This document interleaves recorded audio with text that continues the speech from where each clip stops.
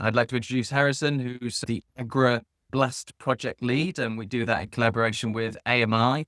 And he's also the AMEA Uganda local network facilitator. So if you've been involved in AMEA, you must know him because he's been around as long as I have, I think. That's probably too long.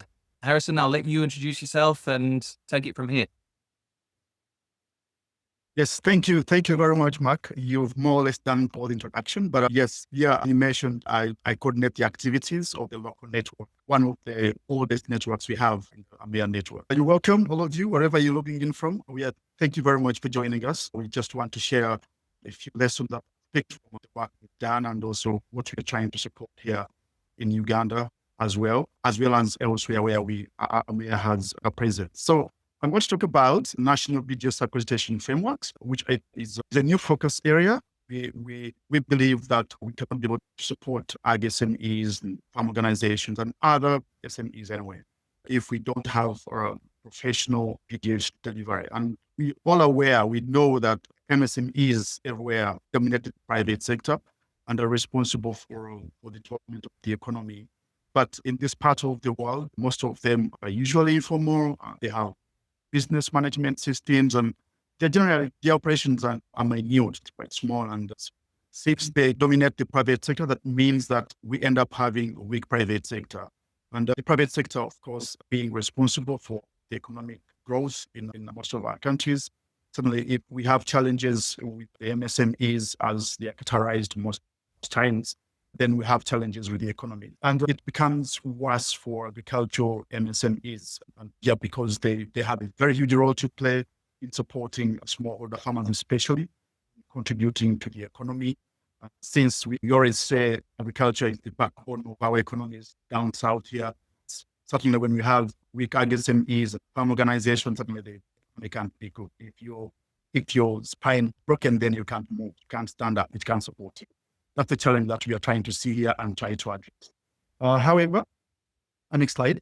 We've also, from studies that we've conducted ourselves as AMEA in Uganda and elsewhere, but also from other actors in the BDS subsector, we've realized that, yes, most of the challenges come from BDS delivery. Most of these MSMEs are unable to access professional business development services, and it becomes even much worse for the agricultural SMEs. The good thing is that most of our countries the governments are waking up. They're realizing the impact of poor BDS delivery and access, but they are also developing projects, most of them agricultural, that are providing BDS to the MSMEs. But the challenge we are seeing is that they're still working in silos. Everyone is working on their own, including government MDS. There's no talking. There's really minimal talking. They don't communicate pretty well. Much as they are trying to extend BDS services to the MSMEs, their efforts are still fragmented and uncoordinated. And this is quite a very big challenge. But also the fact that we don't have BDS standards in most of these countries. It means that the coordination systems and the impact of services certainly is also affected in a way. This has created frustration amongst the actors who are across the whole chain, right from donors to the farmers at the other side, to the NGOs. Everyone across the chain is certainly frustrated. So everyone this has brought some form of ambition and push for a systemic change in the way BDS is handled, is delivered by both the state and national actors. And this is what we are trying to come in and support as AMEA in areas where we have a presence. And some of these efforts, which are many, by the way, there are many, very many of them are not documented. And because every actor is working on their own, there is still a challenge. I'll give an example of Uganda, for example. The government has developed the National BDS Strategic Framework. This was developed by the Ministry of Finance, Planning and Economic Development. But I'll tell you that there is BDS delivery and support in other ministries, which are not yet aware of this BDS framework. That is how bad it was. But also the actors who were supposed to implement this framework also minimally involved in this. So this is what's happening in almost everywhere where we've had these lessons and these studies.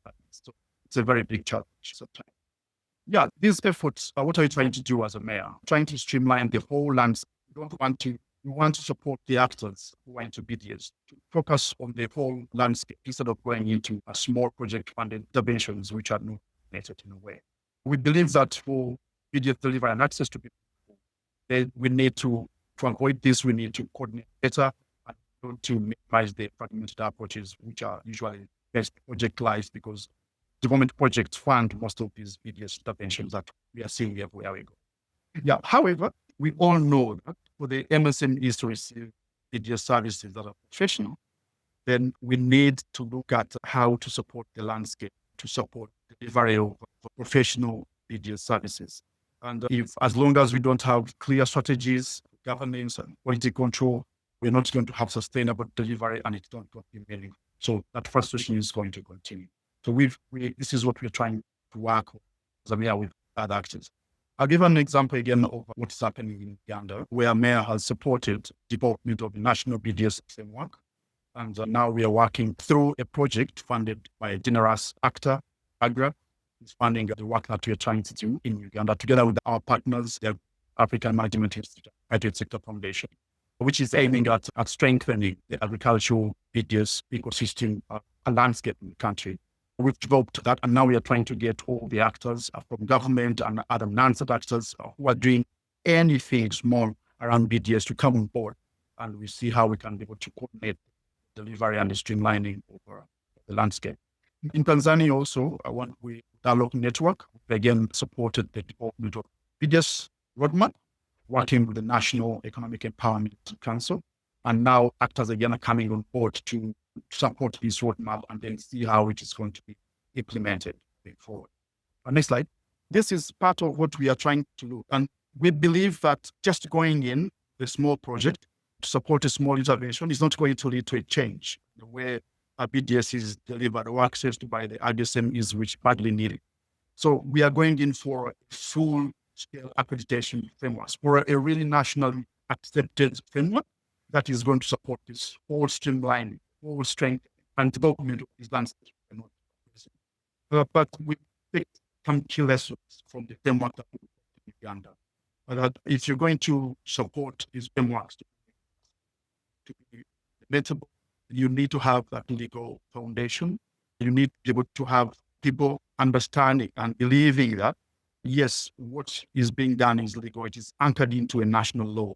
And this has been lacking in some countries where we have this. So we are trying to support that as well, because without having a legal foundation, the law and act of parliament that supports your work, then you're not going to have people adhering to the work that you're doing to do. Then we've also discovered that there's a need for a regulatory body and professional association. Right? Some countries we have as professional associations, BDS providers, but again, we have another separate government, usually government regulated community assessment body. And so how the two together, how the BDS providers in the association work with the government is very critical. They should be working, complementing each other, fighting. We've received some feedback where there is a likelihood of clashes. You have to ensure that as we develop it, that is not going to be the case as we move forward. So, stakeholder representation, how are we getting everyone on board, from the BDS providers to funders of BDS to the NGOs that are in the middle?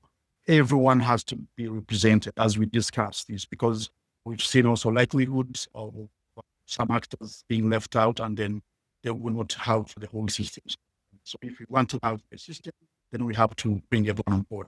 A tiered qualification system is necessary. Harrison, you've got a couple of minutes. You've got 2 minutes. Yeah, sure. Yeah, these lessons are very critical, and they have to be in tandem if we're going to see the framework coming up and the framework supporting. Next slide. Next slide, please. Yeah, what we're also looking at, what should we consider as with supporting the development of these frameworks in the countries where we're supporting? Implementation of the frameworks should be phased. I know we are all ambitious. People are really enthusiastic. They feel, yes, we've suffered for so long. We need to get this done. But if we go without learning, taking lessons, and we skip any steps, those steps are going to come in back and haunt us. So we want to be supporting a phased kind of implementation of these frameworks to ensure that we look at each milestone at each level, we synthesize it, discuss, and then we agree to move forward. But we also have to look at the financial sustainability of the framework. How is it going to be sustained going forward in the long term? We don't want to start something and then it collapses tomorrow after the project is done. So we have to ensure that we have clear business models that are speaking to how the measure is going to be achieved. Then capacity building and quality assurance, very key elements of the framework. The BDS providers, what tools do they use? What curricula? Are they all, we don't want to just throw out people because they're not have capacity, but we have a mechanism in place, ability to support their capacity building. And we have the mechanism also to ensure that the quality of BDS delivered to AGSM is what they expect and what they need to, and it speaks to value addition. Next slide. Yeah, in the interest of time, this is a summary of how we are seeing everything in practice, the framework in practice. We're moving up, starting from the BDS. How do you organize the BDS providers? Because they're very critical. Without them, we cannot have anything. But how do we support to be able to get capacity builds, to conform to the standards that we are developing and to fit in the system very well?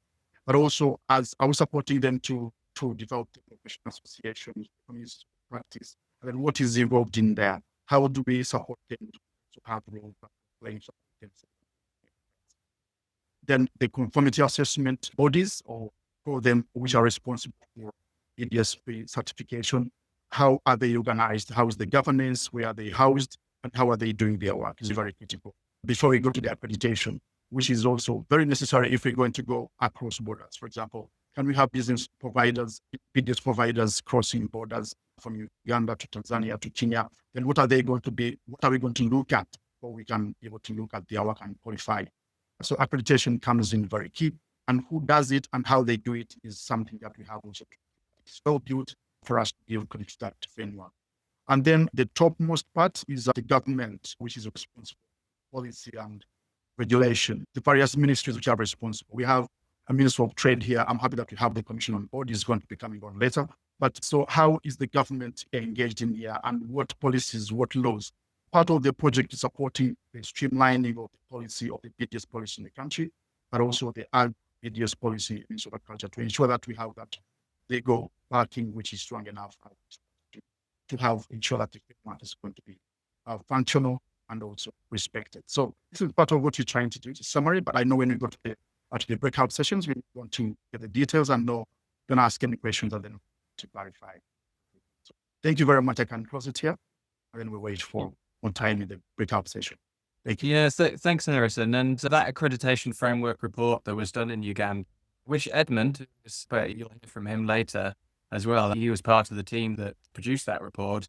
We all found it quite groundbreaking in terms of, I think we finally understand what the words accreditation, certification, regulation, or association actually mean. We use these words so easily, but yeah, I mean, just because you have a certificate, you've been on a 2-week training course, doesn't mean that you should be considered to be a certified BDS provider. And that's, I think, is a real eye-opener, light bulb moment for many of us. And if we're going to see an improvement across the whole of the BDS sector in terms of quality, then you've got to approach it with a system lens like this one. And as Harrison said, it's a staged approach. We're not expecting miracles overnight.